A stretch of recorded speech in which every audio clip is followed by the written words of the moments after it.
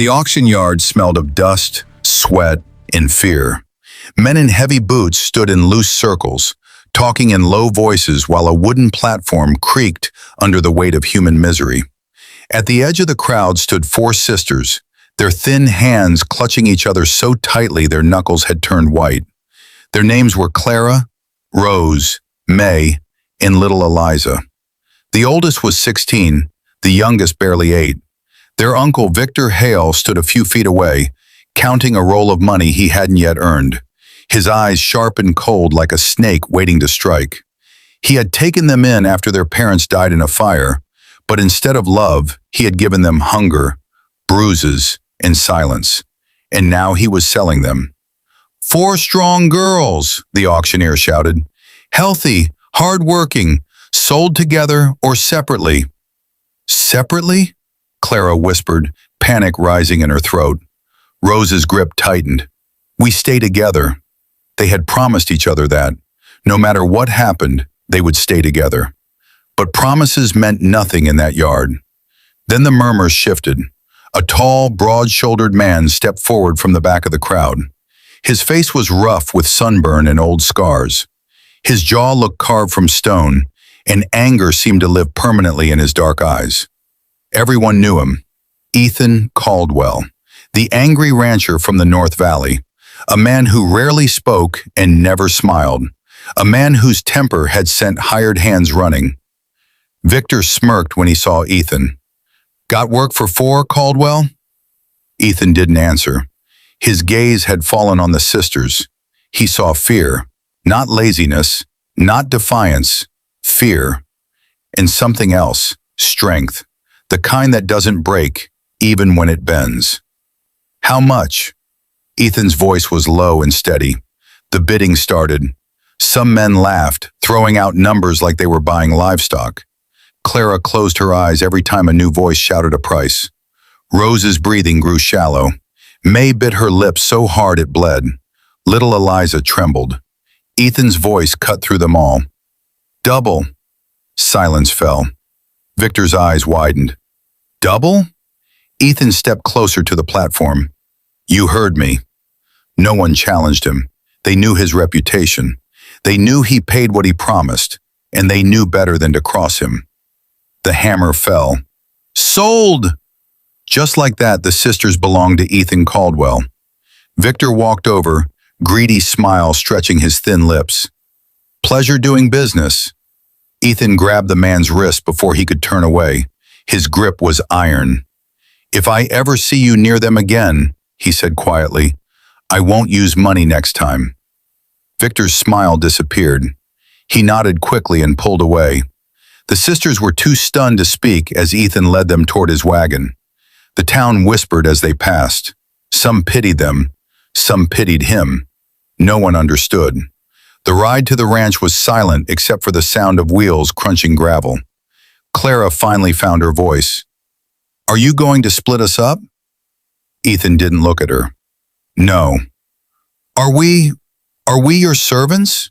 Rose asked carefully. You'll work, he said, but you'll eat first. They exchanged confused glances. Eat first? The Caldwell Ranch stretched wide across the valley, fields golden under the fading sun. A large wooden house stood at the center, sturdy but worn. It didn't look cruel, it looked lonely.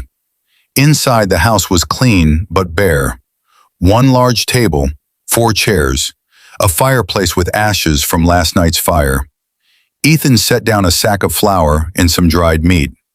You're safe here, he said abruptly. Safe. The word felt foreign. That first night, the sisters huddled together in one room. Ethan had given them blankets, thick, warm ones. Clara lay awake listening for footsteps, for shouting, for the crack of a belt. None came. The only sound was wind against the shutters. Days turned into weeks. They worked, yes, but not like before. Ethan showed them how to tend chickens, how to water crops properly, how to mend fences. When May burned her hand on a kettle, he wrapped it himself, his big fingers surprisingly gentle.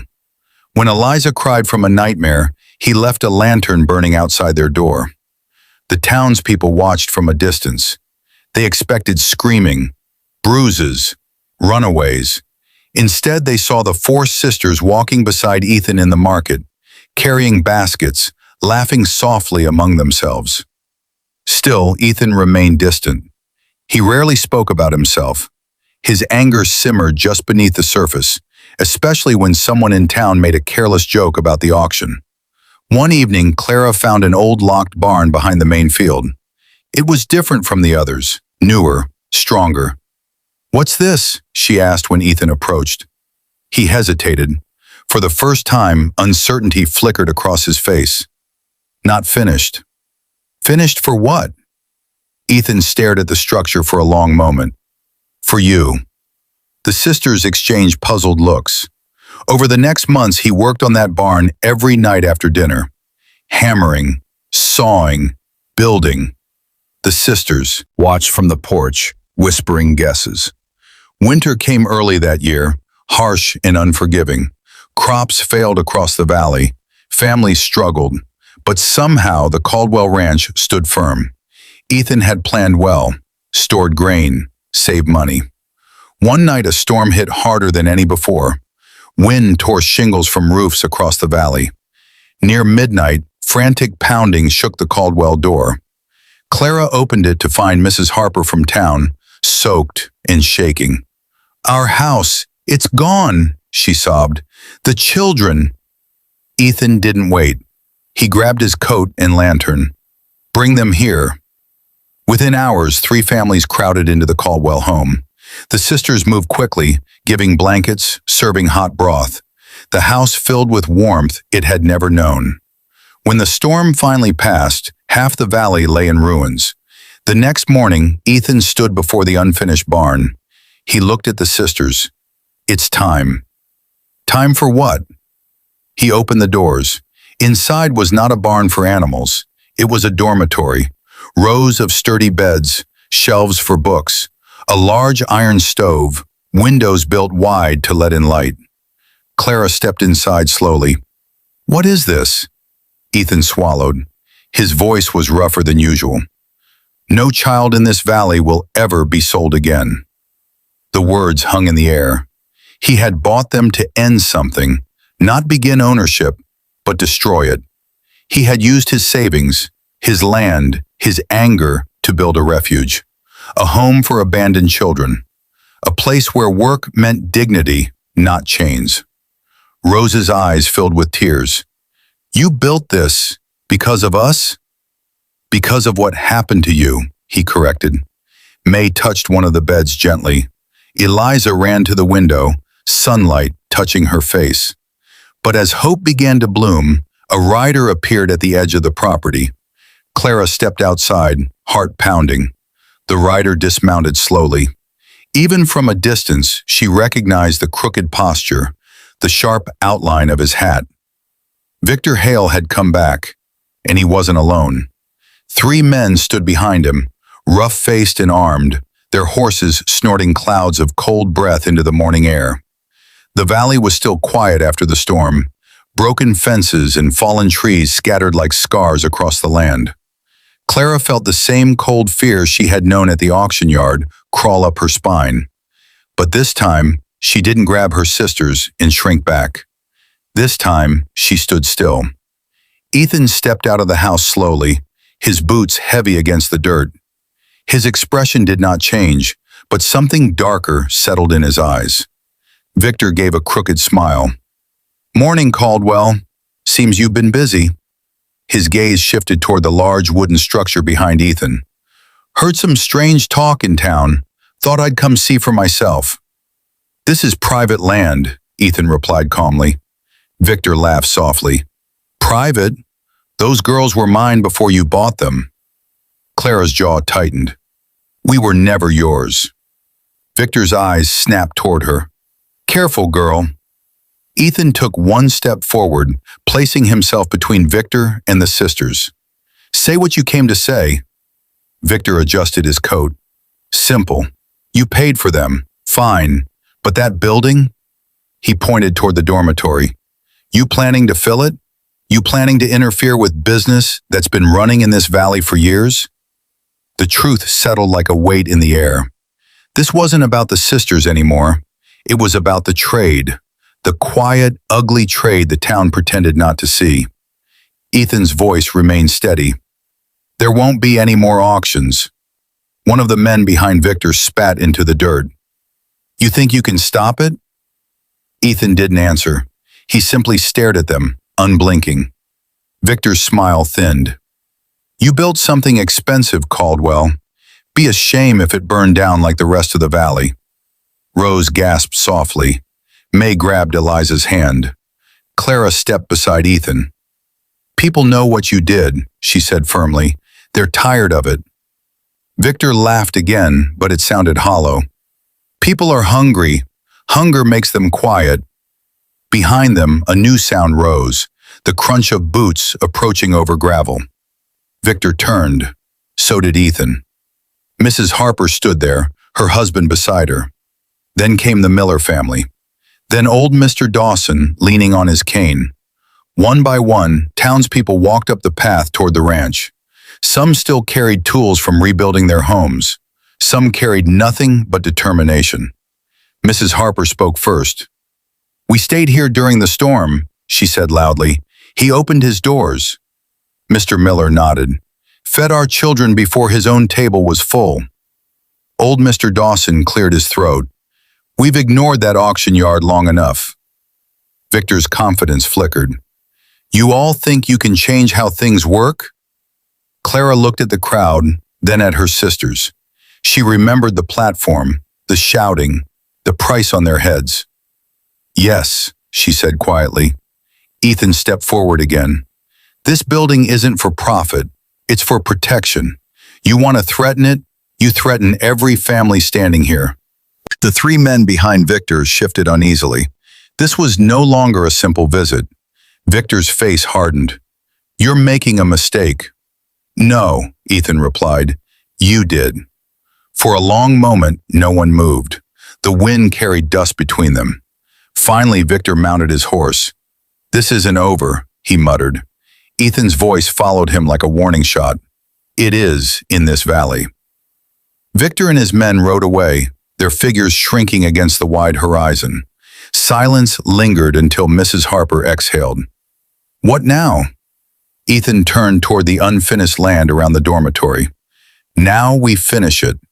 And they did. For the first time in the valley's history, people worked not out of fear, but purpose.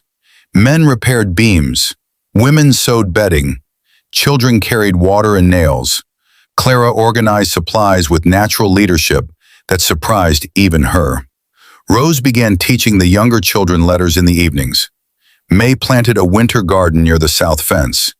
Little Eliza painted small wooden signs that read, Safe Home. Within weeks, the building stood complete, not just as a structure, but as a symbol. Word spread beyond the valley. Travelers brought news of other towns still holding auctions. Some arrived quietly at the Caldwell Ranch, asking if the rumors were true. They were. The first child brought to them was a boy no older than 10, abandoned after his parents' debts swallowed their farm. Ethan knelt in front of him. You'll work here, he said, but you'll eat first. Clara heard the words and smiled softly. Winter deepened, but the ranch grew warmer. Laughter echoed where silence once ruled. The angry rancher still rarely smiled, but the sharp edge around him softened. He no longer ate alone at the table. 4 sisters and soon many more children filled the chairs beside him. One evening, Clara found Ethan standing near the fence line, staring toward the distant road. You think he'll come back? She asked. Yes, Ethan said honestly. Are you afraid? He looked at the glowing windows of the dormitory, where children's shadows moved against warm light. No, because something had shifted. The valley had seen what courage looked like. It wasn't loud or cruel. It was steady. It built instead of destroyed. Months later, officials from the state capitol arrived after hearing of unrest in the region. They investigated the auctions. They listened to testimonies. Clara stood before them, voice trembling but strong, and told her story. Others followed. The auction yard was shut down before spring. Laws were enforced that had long been ignored. Victor Hale tried to flee, but he was caught 2 counties away, his influence finally shattered by the very community he had once manipulated. Years passed. The dormitory expanded into a school, then into multiple buildings. Donations came. Volunteers arrived. The Caldwell Refuge became a landmark known far beyond the valley. Children who once faced platforms and price tags grew into teachers, farmers, and leaders. On the 10th anniversary of the storm, the entire valley gathered in front of the original wooden building. A carved wooden sign hung above the door now. Caldwell Haven. Ethan stood at the edge of the crowd, uncomfortable with attention as always. Clara stepped onto the small stage built for the celebration. She was no longer the frightened girl from the auction yard. She was strong, steady, her voice clear. "This place was built from anger," she said, glancing at Ethan, "but not the kind that destroys, the kind that refuses to accept cruelty." Applause rose around them. Ethan looked at the 4 sisters standing together, Clara, Rose, May, and Eliza. And for the first time in many years, he allowed himself a small, visible smile. What he had built was more than wood and nails. It was history.